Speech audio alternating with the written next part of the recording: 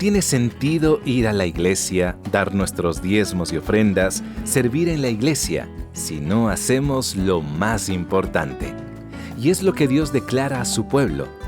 Quiero que ustedes me conozcan, no que me hagan ofrendas. Le damos la bienvenida a Visión para Vivir. El consejo bíblico está escrito para que usted y yo podamos madurar en la fe. Tristemente somos nosotros quienes nos estancamos. Pero hoy, el pastor Carlos A. Zazueta quiere desafiarle a que dé un paso de fe. Le invito a escuchar el mensaje titulado Lo que todo adorador debería recordar.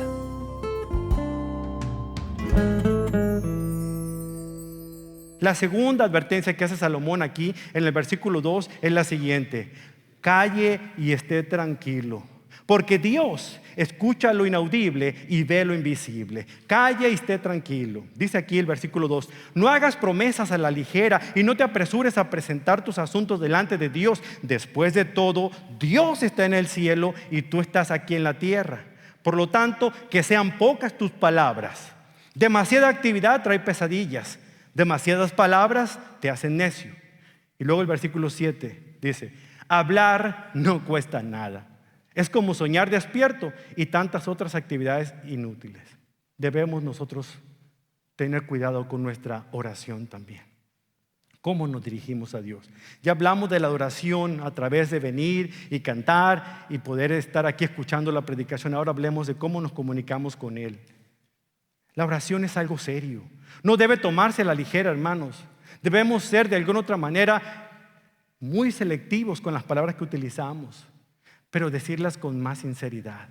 No diga palabras por palabras. Miren, no es malo que oremos en público, que alguien dirija la oración. Lo que es malo es cuando el que está hablando diga las palabras para impresionar al público. Eso no impresiona a Dios. Las palabras más sinceras pueden ser a veces 2 palabras que salgan de lo más profundo de nuestro corazón y son suficientes, porque Dios, que nos conoce, Él escucha lo que es inaudible, Él ve lo que es invisible, Él puede palpar lo que es intangible. Ese es el Dios que tenemos, que antes que nuestras palabras salgan, Dios ya las ha escuchado todos, pero quiere que usted las articule para que usted mismo las escuche. Eso es lo que comienza a hacer cambios en su corazón también. Resulta fácil para nosotros pasarnos todo el servicio de oración haciendo garabatos verbales, como dijo un autor. El autor decía: cuando oramos a Dios sin pensar en lo que decimos, es reducir la oración a una serie de garabatos verbales, balbuceos, bla, bla, bla, bla, bla. Así es como lo escucha Dios, bla, bla, bla, bla, bla, bla, cuando usted no está pensando lo que está diciendo. Pero realmente pensemos, meditemos. Cuando el Señor enseñó a orar a sus discípulos y les dio la oración de los discípulos, conocida como el Padre Nuestro, no era para que la repitieran 5 veces, acompañada de 50 Ave Marías. La hizo para que pudieran hablar a Dios diciendo Padre, porque era la primera vez que a Dios se dirigían como Padre. Padre nuestro, vénganos tu reino. Es decir, que tu voluntad se haga aquí en la tierra como se hace allá en el cielo. Santificado sea tu nombre. De una otra manera era un modelo de orar, no una frase o un mantra que tuvieran que repetir. La oración más sincera es la que sale del corazón.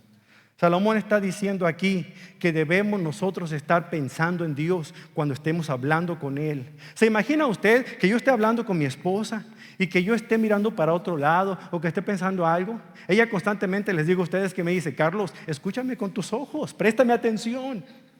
Y es cierto, tiene razón. Bueno, a lo mejor yo no puedo ver a Dios, pero puedo cerrar mis ojos y concentrarme que estoy hablando con Él. ¿Pero qué hago? Estoy orando y estoy pensando en la olla de frijoles que dejé en la casa.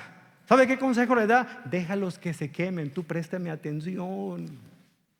Está pensando en los problemas del ayer. Está pensando en las situaciones y las decisiones que va a tomar mañana. Está pensando en las situaciones difíciles por las que está pasando hoy. Cuando venga y se presente delante del Señor, no se centre en todas esas cosas, concéntrense en el Señor. En este momento lo único que importa es usted y Él. Y Él está aquí. ¿Está usted aquí? ¿O su mente está en otro lugar? Pensemos. Salomón nos está diciendo que debemos nosotros estar tranquilos porque aquel Dios que escucha lo inaudible nos escucha. Me viene a la mente el Salmo 46, versículo 10, en el que el salmista dice: quédense quietos y sepan que yo soy Dios. Realmente quedarse quietos en el hebreo original es una sola palabra y es cesar. No cesar, sino cesar.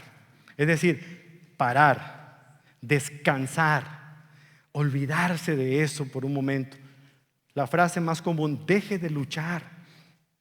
La raíz de este verbo en el texto griego original implica que debemos hacer algo que se desprenda de nosotros, algo que abandonemos. ¿Y qué es lo que debemos abandonar? Nuestras preocupaciones por las cuales no podemos hacer nada. Si algo le preocupa y usted no tiene control, ¿para qué se preocupa? Y si algo le preocupa y usted tiene el control, pues ¿para qué se preocupa? Resuélvalo. Pero entonces concéntrese a la hora de dirigirse al Señor.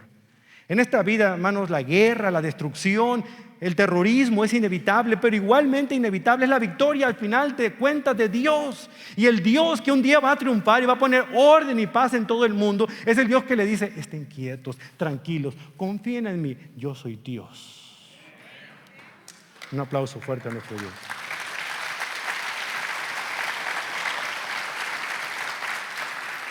Y esto nos trae de vuelta a este mensaje de Salomón, un mandamiento, una razón fundamental para este segundo mandamiento. Dios está en el cielo y tú estás aquí en la tierra. Ahora, no piense que estamos hablando de que estamos muy lejos de Dios. Estamos hablando de perspectiva. Estamos hablando de la manera que Él oye lo inaudible, ve lo invisible. No importa que haya distancia de por medio. Dios está en ese terreno del infinito. Él escucha en esa situación que usted tiene. Él no se hace de oídos sordos. Porque su problema no se ha resuelto no significa que Dios no lo ha escuchado. Dios está trabajando en usted para crear esa paciencia y dependencia total de Él y actuar en el momento justo. Nunca antes, jamás después, pero siempre en el momento exacto. El secreto de una oración aceptable es un corazón preparado, dispuesto y obediente. Juan Bunyan, el autor del Progreso del Peregrino, una vez escribió esto: en la oración es mejor tener un corazón sin palabras que palabras sin corazón. Qué interesante, ¿verdad? No se precipite con las palabras. Si no le salen, con que usted cierre sus ojos y piense esas palabras es suficiente. No sea impulsivo con sus palabras. No sea impulsivo tampoco para decir lo que no siente. Y en el versículo 3 Salomón lo dice de una manera interesante con esta analogía. Dice: de la misma manera que el mucho trabajar le hace a uno tener pesadillas, usar muchas palabras le hace a uno ser necio con sus oraciones. Y decir necedades, diría yo. El predicador Carlos Spurgeon lo dijo así: no es la extensión de nuestras oraciones, sino su fortaleza lo que hace que todo cambie dentro de nosotros. Debemos nosotros saber esto, hermanos. Dios quiere hablarnos, quiere comunicarse con nosotros, pero nosotros estamos haciendo lo posible por distraernos y evitar hablar con Él. El problema somos nosotros, el problema no es Dios. Porque Dios, desde que amanece para usted, Él desea hablar. Sin embargo, usted lo ignora todos los días. El arma poderosa que Dios nos ha dejado es la espada del Espíritu, que es la palabra de Dios, y la oración. Y son de las armas ofensivas que más descuidamos los cristianos. Con razón estamos deprimidos. Con razón los dardos del enemigo nos están llegando por todos lados. Con razón vivimos vidas de derrota, porque las dos armas que debiéramos utilizar todos los días las estamos dejando a un lado y estamos abriendo nuestros brazos a que los dardos de Satanás lleguen y nos peguen por todos lados. Defendámonos con la espada del Espíritu, que es la palabra de Dios. Defendámonos con esa palabra de oración sincera, venida de un corazón puro y sincero hacia Dios, que es la manera en que podemos hacer. Y finalmente aquí encontramos: haga una promesa y cúmplala, porque Dios la cree y no la invalida. Haga una promesa y cúmplala. Dice: cuando le hagas promesas a Dios, no tardes en cumplirla, porque a Dios no le agradan los necios. Cumple todas las promesas que le hagas. Es mejor no decir nada que hacer promesas y no cumplirlas. Y esta va junto con la última, y la última de ellas es la siguiente: no tome una decisión ahora y se arrepienta después, porque Dios nunca pasa por alto nuestras decisiones. Déjenme explicarles brevemente estas dos. Primero que nada, pensemos en esto. Salomón advierte que es un pecado prometer algo sin tener la intención de cumplirlo.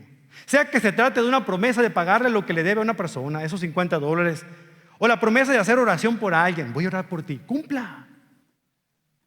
Lea la Biblia todos los días, le prometió Dios. Léala.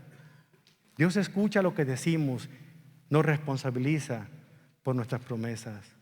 Una cosa es prometer algo a Dios y no poder cumplirlo porque las circunstancias fueron difíciles y Dios entiende.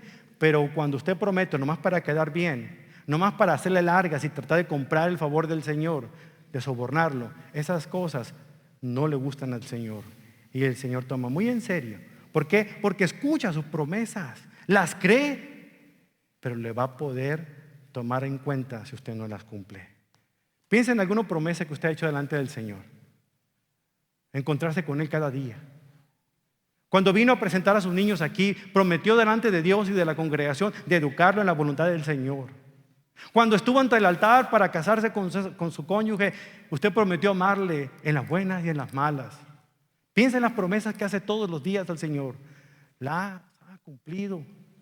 El mandamiento en el versículo 4, en buen español guatemalteco, dice: cumplí lo que prometés.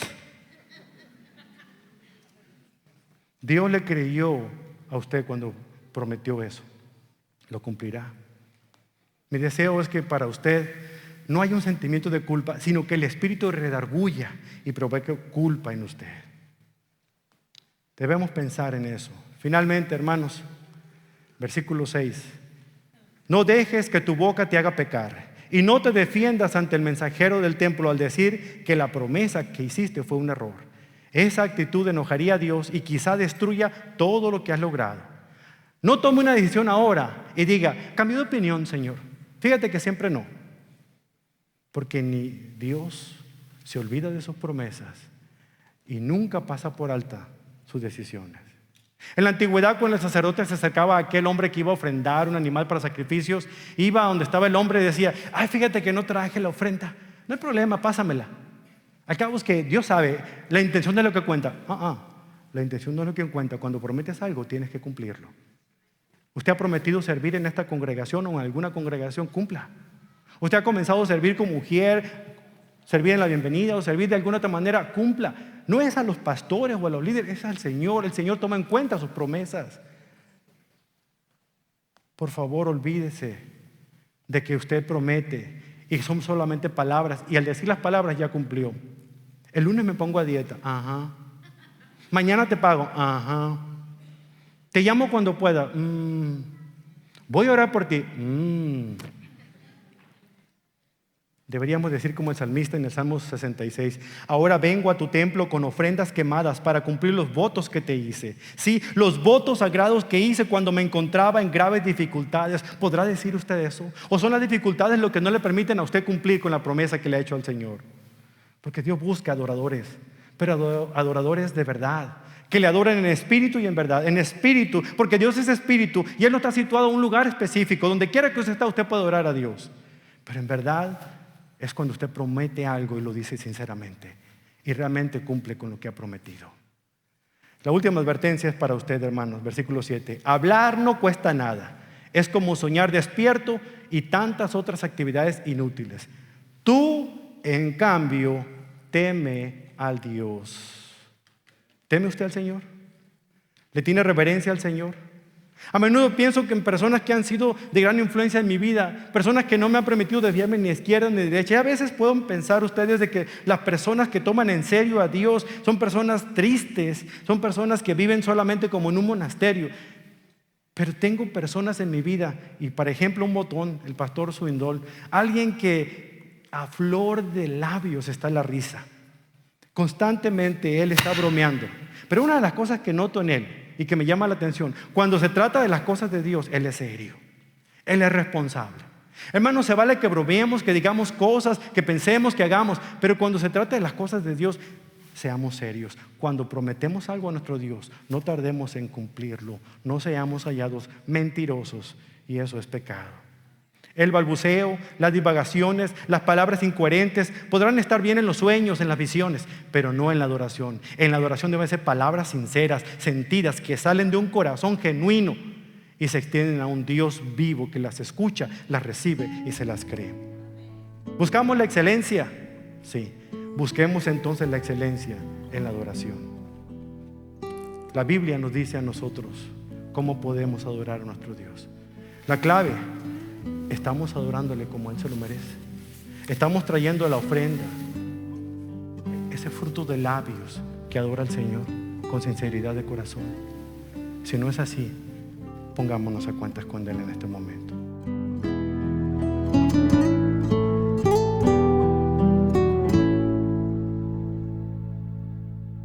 Estamos a tiempo de maravillarnos nuevamente por nuestro Creador.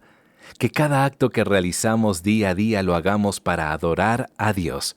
¿Se atreve a hacerlo? Visión para Vivir es un ministerio radial cuya misión es presentarle la palabra de Dios.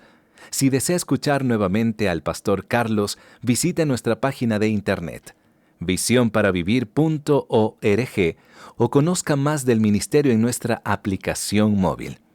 Permítanos unos minutos más, ya que en breve escucharemos un comentario personal del Pastor Carlos.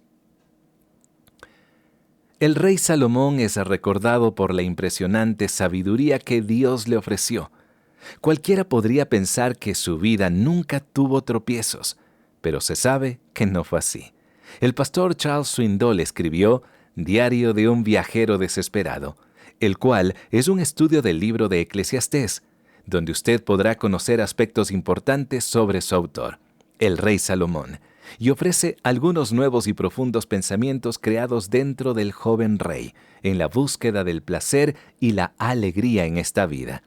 Por lo tanto, anímese y pida este libro, Diario de un viajero desesperado, en agradecimiento por su contribución económica enviada a esta siguiente dirección. Visión para Vivir, P.O. Box 1817, Frisco, Texas 75034. O si desea hablar con una representante de este ministerio, llámenos al 469-535-8433 y una de ellas estará lista para ayudarle con su donación y también para hacerle llegar su copia de Diario de un viajero desesperado. Pero si se le hace más conveniente donar electrónicamente, entonces abra la aplicación móvil del ministerio o visite visionparavivir.org.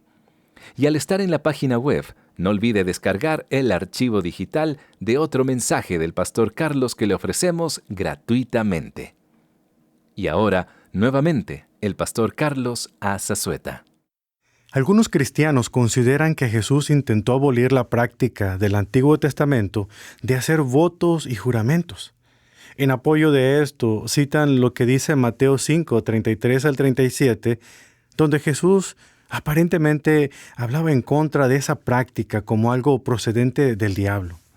Jesús dice en este pasaje, «También han oído que a nuestros antepasados se les dijo, no rompas tus juramentos, debes cumplir con los juramentos que le haces al Señor.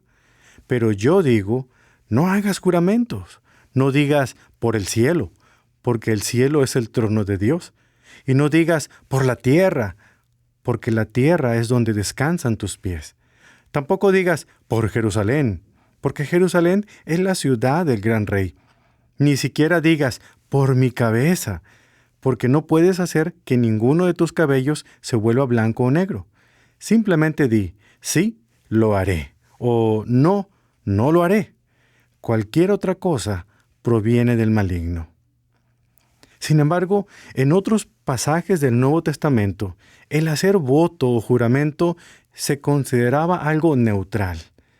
Por ejemplo, en Hechos 18:18 leemos lo siguiente. Después, Pablo se quedó en Corinto un tiempo más. Luego se despidió de los hermanos y fue a Cencrea, que quedaba allí cerca. Allí se rapó la cabeza según la costumbre judía, en señal de haber cumplido un voto. Después se embarcó hacia Siria y llevó consigo a Priscila y a Aquila. En otro pasaje del Nuevo Testamento, en Hebreos 6:13, encontramos que Dios es el que hace la promesa y el juramento. Por ejemplo, este pasaje dice así. Por ejemplo, estaba la promesa que Dios le hizo a Abraham. Como no existía nadie superior a Dios por quien jurar, Dios juró por su propio nombre diciendo, «Ciertamente te bendeciré y multiplicaré tu descendencia hasta que sea incontable». Entonces Abraham esperó con paciencia y recibió lo que Dios le había prometido. Ahora bien, cuando las personas hacen un juramento, invocan a alguien superior a ellas para obligarse a cumplirlo. Y no cabe duda de que ese juramento conlleva una obligación.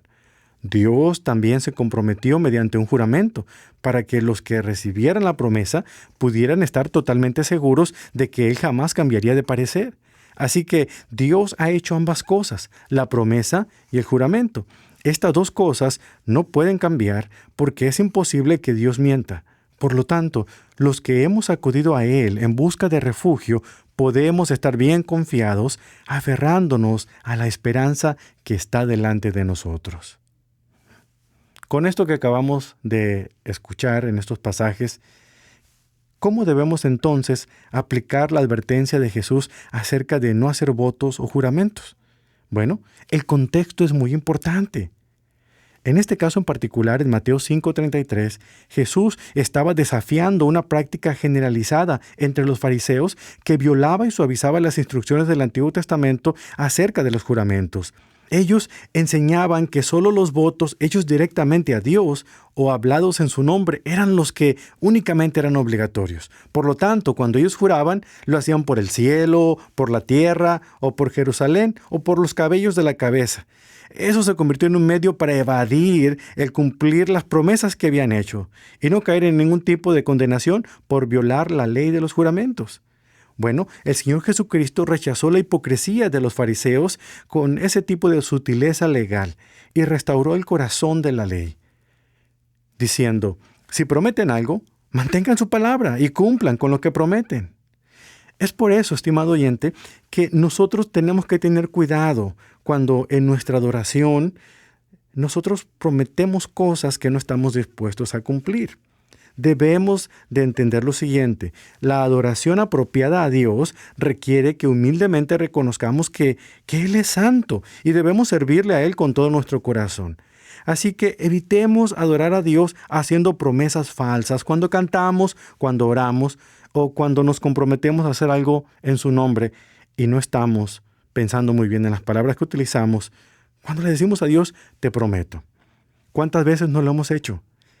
Cuando cantamos alguna de las alabanzas en un servicio dominical, estamos nosotros diciéndole al Señor, yo te amaré con todo mi corazón, yo te alabo, Señor, y yo te prometo, y tantas cosas que prometemos cuando estamos cantando, ¿cierto? O qué de aquellos votos que hacemos ante el altar cuando nos casamos con nuestro cónyuge. De alguna otra manera son votos que se hacen delante del Señor, y muchas veces cuando los rompemos, estamos fallándole directamente al Señor. Bueno, Salomón nos advierte que no debemos tratar a Dios como si fuera alguien hecho de palo, que no siente, que no está consciente de las palabras que decimos, simplemente porque no podemos verlo físicamente. Recuerde que la espada del Espíritu, que es la Biblia, es viva y eficaz y cortará todas nuestras pretensiones y nuestra falta de devoción. ¿Teme usted a Dios?